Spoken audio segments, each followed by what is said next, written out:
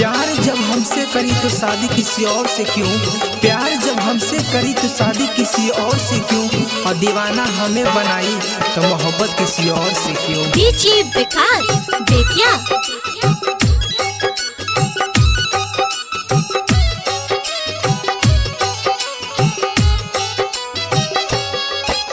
मुआ वही के रहे तो मुआ दे तू जान से, मुआ वही के रहे तो मुआ दे तू जान से, काहे के मुआवेलू नजरिया के बान से, काहे के मुआवेलू नजरिया के बान से।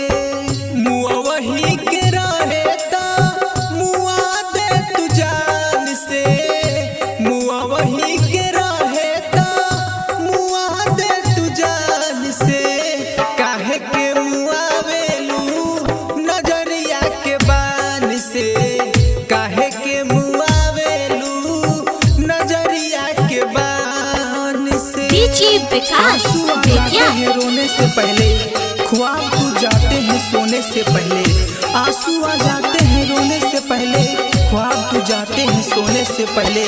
लोग कहते हैं मोहब्बत गुनाह है, लोग कहते हैं मोहब्बत गुनाह है, काश कोई रोक लेते गुनाह होने से पहले।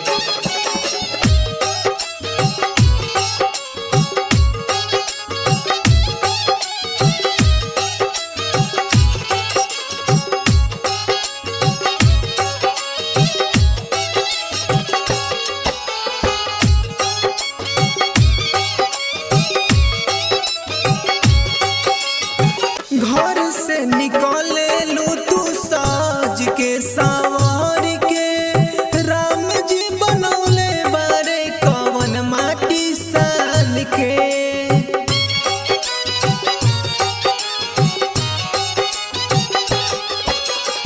घर से निकले लू तू साज के सवार के, राम जी बनौले बारे कवन माटी सान के।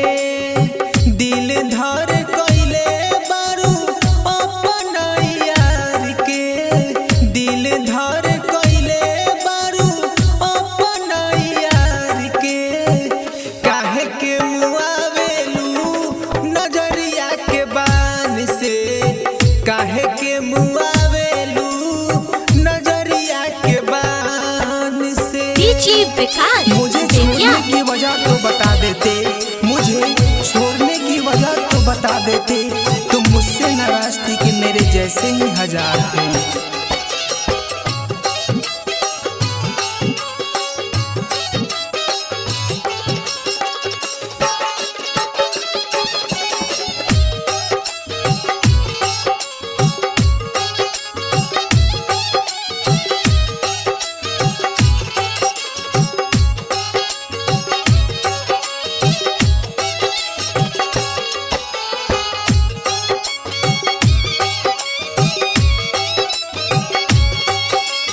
मोनू मासूम के तू धोखा दिलू प्यार के, रौशन रसीला संगे चल गइलू भाग के।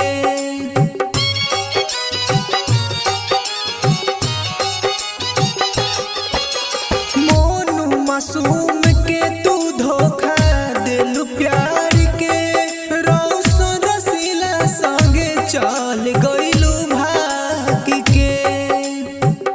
मौत तू तो देले बारू जहर पिया के, मौत तू तो देले बारू जहर पिया के, काहे के मुआवेलू नजरिया के बान से, काहे